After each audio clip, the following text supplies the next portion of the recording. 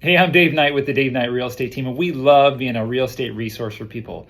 It's been a while since I put out one of these videos because we have just been in the thick of it after the fires. So today's question has to do with the fires, a lot of questions that we're getting, and I will answer a few of those. But the first is, as far as what's happened to supply and demand. Well, right after the fires, we have 3 now properties that have sold right near the fire line that all sold with the full removal of contingencies, meaning that the buyers bought the property and had no contingencies, meaning they were very motivated. They did their due diligence up front, and all of them sold for a little bit more than what we anticipated. The second thing that we're finding, and this is a unique situation that came from a client that owns a house that burned down, and he called and said, "Hey, Dave, we're thinking about buying our neighbor's lot and rebuilding our dream home on our neighbor's lot." Well, here's what we found that's interesting. We found that through research that we predicted that if the neighbor's lot sold, which was a little bit bigger than their lot, the buyers that would have come from the other sales that happened nearby that were similar were all developers.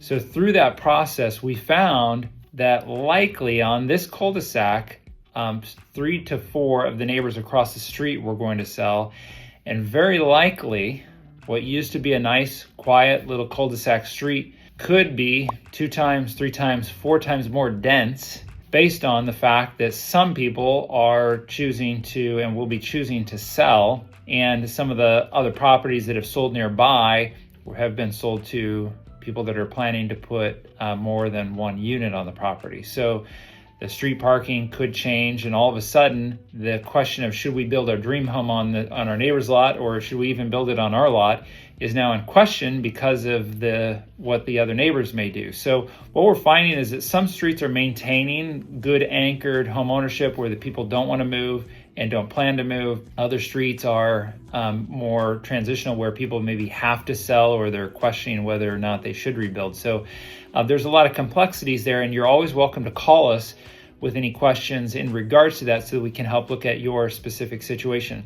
The final question is, Dave, should we get a survey of our property before we sell? And what we're finding based on all of our research is that buyers are not requesting the seller give them a survey.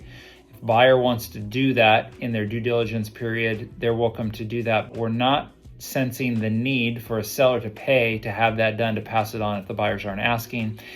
For all of you agents that watch my videos, if you've learned anything different, please give me that feedback. Let me know if you've heard anything other than that. Hopefully this helps answer your questions. I'll be back again soon. Make it a great day. We'll see you on the next video.